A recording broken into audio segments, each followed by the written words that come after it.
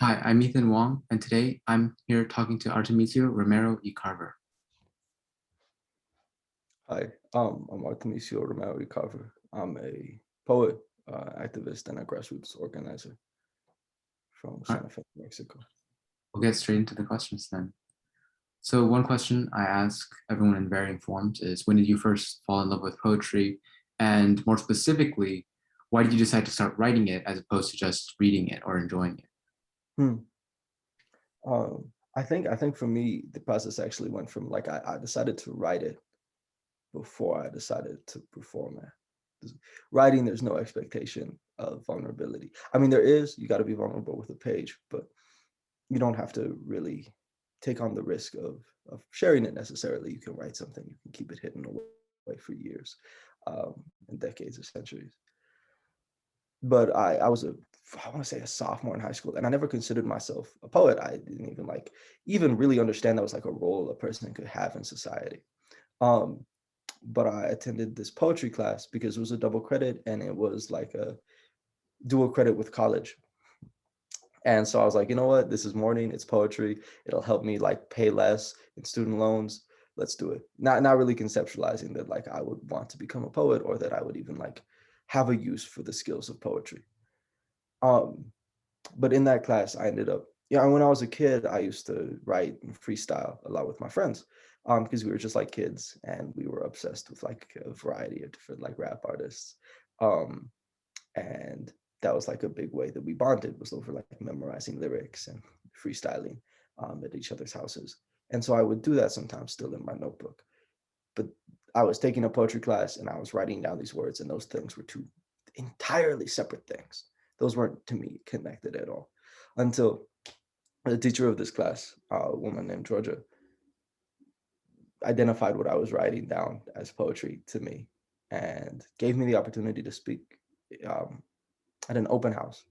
It's the first time I'd ever really performed, period, but especially performed poetry. And the poem that I read was kind of explicitly about the domestic abuse I experienced as a child, and written in this kind of angry, cynical way. And it all rhymed, of course, because that was my origin. But I'm not even really sure why I decided to speak. I was so nervous. The computer that I was reading it off of was like barely a laptop, like almost a full monitor that I was cradling in my hands in front of this group of people. And I read it and I told all these people about my trauma, really. Um, and for some reason, like that made me feel better about the narrative. Like I had this narrative about myself, I had this narrative about the world around me, but that I could articulate it and then be the one describing it as opposed to like a court reporter or a therapist or a judge or a lawyer, because I was in and out of the family court system a lot at that time. That meant a lot to me. And I got kind of addicted, has such a negative connotation, but I mean it in a positive way. Addicted to that experience of like writing my narrative.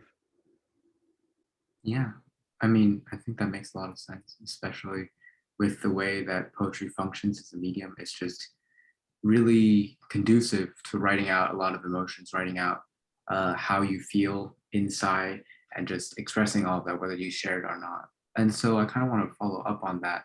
I know you already kind of touched on this, but what themes in general do you write about in your poetry then as a result?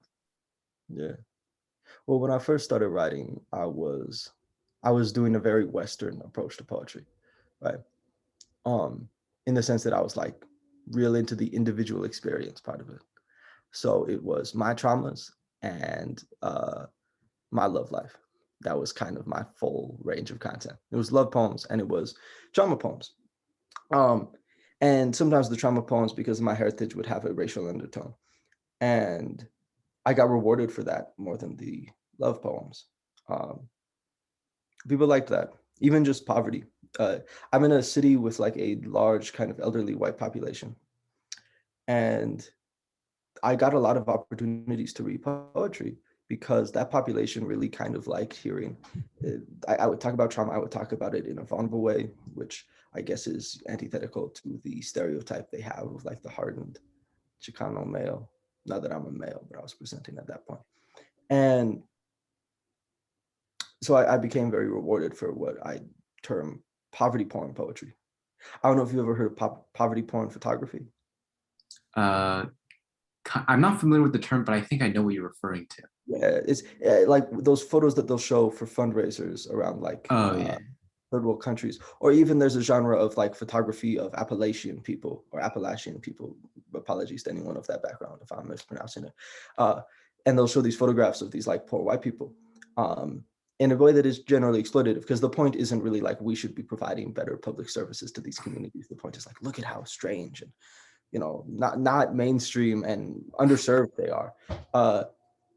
And I was producing like the equivalency of that poetically for my community in a big way. I was talking about my trauma without any understanding of systemic causes around it for white audiences. And I was also, again, trying to get them to listen to my love poems, but no one really wanted to publish or hear that. I got a few love poems in there once I got the reading petitions, but that's how I started being rewarded. So my content changed that. And at the same time, I started organizing politically. And cut me off too if I'm answering too long in any of these Oh questions. no. Stories. Definitely Okay. keep going. But I started organizing politically. I along with other people, founded a nonprofit, and I went on to found a few other organizations since, and specifically around environmental racism in the state of New Mexico, working in terms of like spokespersonship, civil disobedience, lobbying, the full spectrum. And because of that, I realized I was already being asked to like speak at press releases. And so naturally, my poetic work, it became incentivized for it to become more of a political tool. And as I started to realize that like a lot of it was being enjoyed without like critical analysis by white audiences as a kind of voyeurist escapism, it became reasonable then for me to kind of sharpen my political critique in my poetry.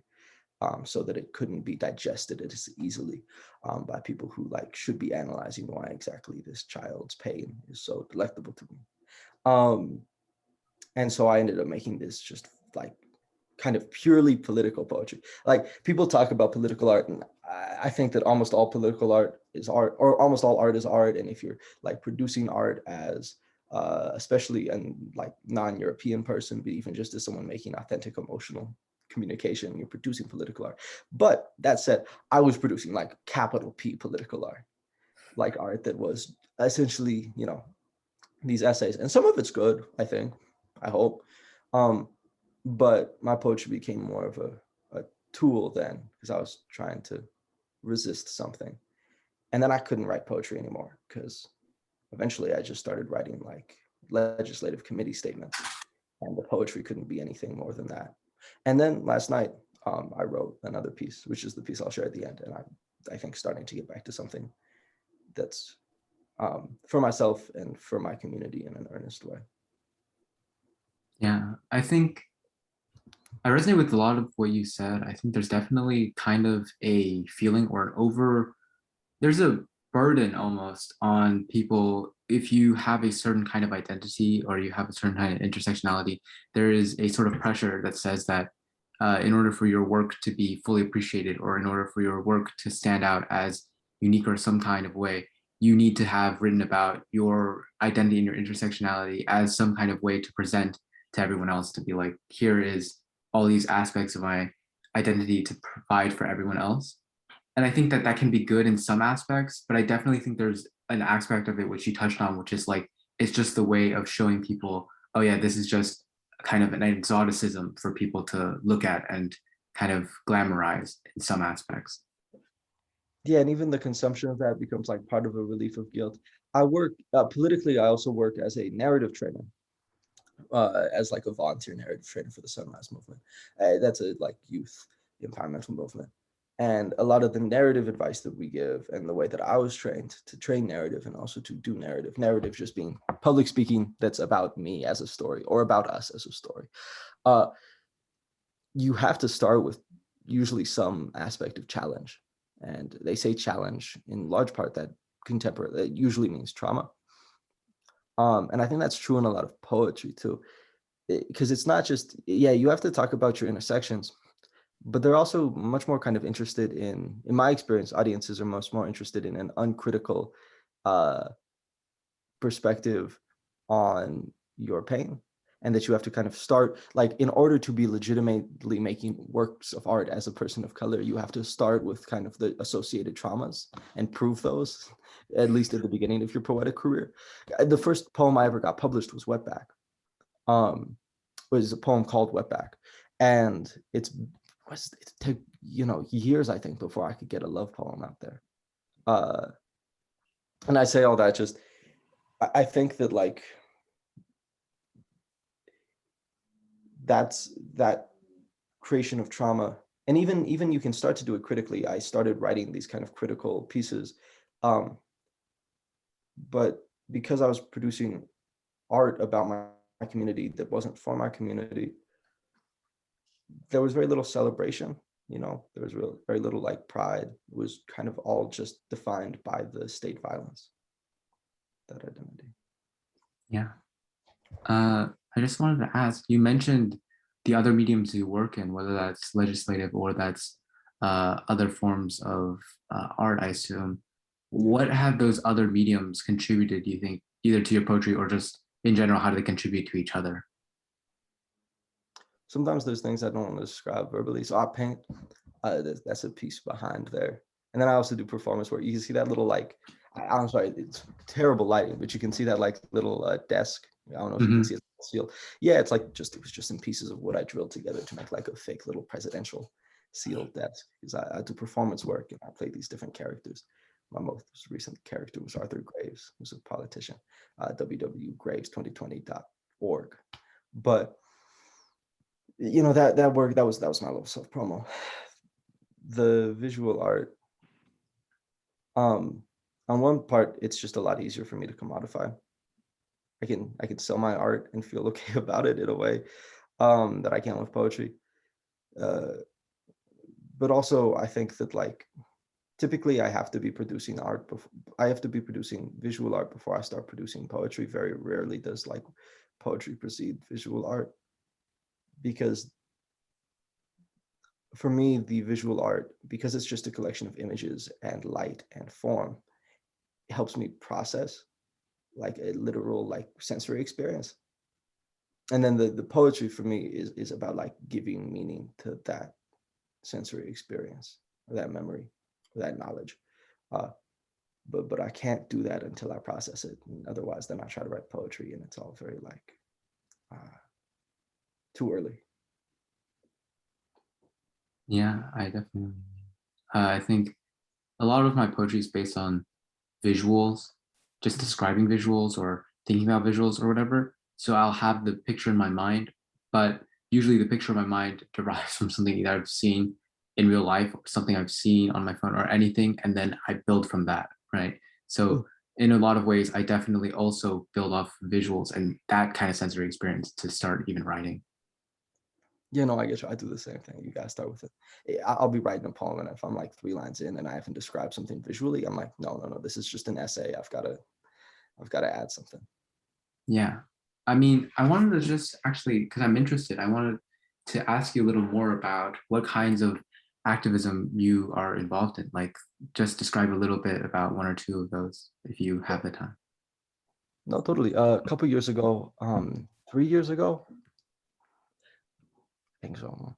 A decent amount of time ago, when I was a sophomore, so I guess 3 years ago. I'm a high school graduate now. That's so weird. I started an organization called Yucca alongside a lot of other young organizers. I wasn't even an organizer at the time that the organization started. I became an organizer in organizing it. But Yucca stands for Youth United for Climate Crisis Action. And Yucca is a C4 nonprofit, controlled and led specifically by youth, predominantly youth of colors, specifically, like, Latinx and indigenous young people. And we work to combat environmental racism on a state and federal level within the United States and within the state of New Mexico. And we do that through, like, mass protest, strikes, civil disobedience, as well as very recently, like, endorsing candidates and working with campaigns to introduce legislation. And then I worked as a lobbyist, which was deeply soul-sucking work. during the like last quarantine pandemic phase. And that's a lot of what I do. I've also organized outside of that in like abolitionist and police defunding spaces, um, in a much more kind of grassroots, decentralized way, with a few orgs that I won't necessarily name for my needs. And then also I'm a co-founder of this organization called School of Now, and we provide alternative curriculum as like artists and students and teachers dissatisfied with institutions and their aspects of heteronormativity, white supremacism, and dishonesty. Yeah, that all sounds really great. I mean, I think I see a common theme, which is that a lot of poets that I know end up being in some way involved with political activism. And I think I'm not sure whether that's necessarily a product of the medium or a product of the space that the poetry community kind of creates. But I definitely think that it's really valuable to do that, because if poetry is writing about something that one cares about, I mean, there's not really much of a better way to do it than find activism for it. And then that fuels your writing, or your writing fuels your activism. Either way that works. Yeah. I also I think there's very similar instincts, you know. Sorry, people are walking around. The instinct of like of articulating struggle that can arise in the sense that you're speaking to a politician or you're speaking to a crowd, or that can arise in your room when you're sad and terrified about the world that is moving around you. Um, and I mean, I think that there is, it's not, I think that they absolutely feed into each other, but I also think they're just very similar things. Like organizing to me is mostly about communication and empathy. And I think that like my best poetry includes like a lot of personal and then also interpersonal empathy, and is at the very least an attempt to communicate. Yeah. And you can look to like you know, outside of the US, you even have these histories of political poets like Octavio Paz, right, in Latin America. That's it. I just wanted to do my Octavio Paz plug. Yeah, no, definitely.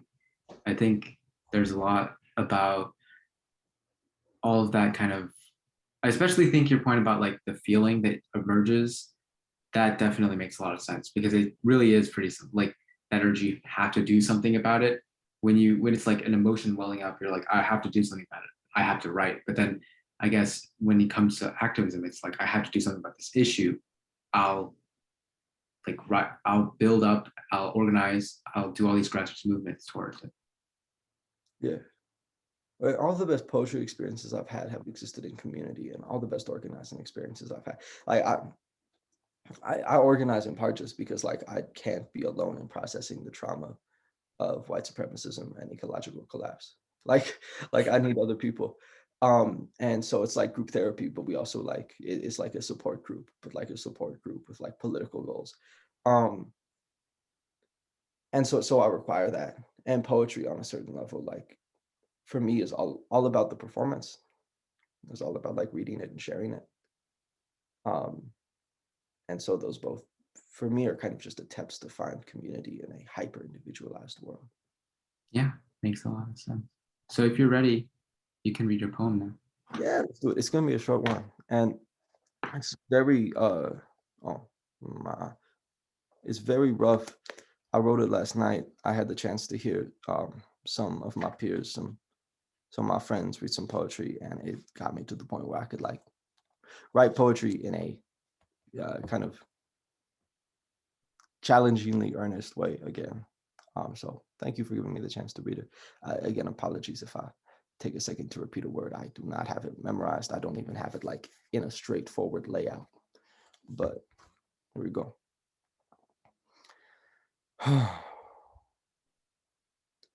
I started fighting because I was guilty, because I had ran away and you hadn't. I had this college educated language, this bruja blanco, this white magic. I spoke for my people, but for white people, before a fortified sigil, and for politicians that laugh and think like seagulls.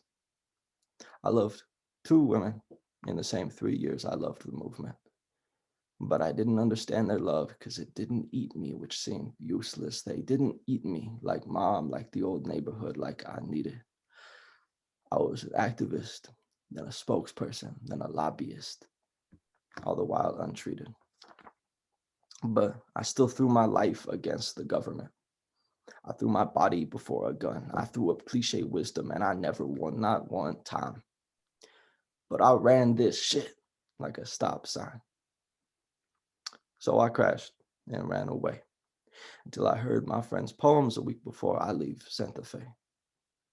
You're so beautiful and honest and stand like a mountain, and you give me an abolitionist dream that I can't escape. I can't survive. I can put my teeth in the system, create peace from a prison, how I weep in resistance, a battle cry. In politics, you're not supposed to say fight, you're supposed to say struggle. The former is too aggressive, apparently. But I've left politics aside because I have something to fight for. Thank you so much. That was great. Yeah. I mean, I think just speaking from the heart in that kind of poetry is just, it can be striking in a very certain kind of way, if you know what I mean. I appreciate that. Yeah, it's maybe it'll go through some edits, but I like I said, like the rewarding part of me is like sharing this stuff. So thank you for giving me that opportunity. Yeah, I'm excited to see how it turns out. Do you have any other closing remarks before? I Or make anything you one. want to self-promote? Sorry. Oh no, I won't. I won't self promote. I will promote Adrian Piper, who's a fantastic visual artist and philosophy, philosophizer, philosopher. How did I take like 3 iterations to get to the word philosopher? But um, I talked a lot about like the need to. I would also just caution um, for like the listeners who aren't in my position, because there's a large amount of people who make art and they have no obligation to make it political because they are in a position of caste or wealth where their lives aren't politicized. And that's turning off, my apologies, where their lives aren't politicized. And I would just say to them, there's an Adrian Piper quote that's like, your actions have moral consequences. So grow up and make moral art. All right. Thank you. Thank you so much.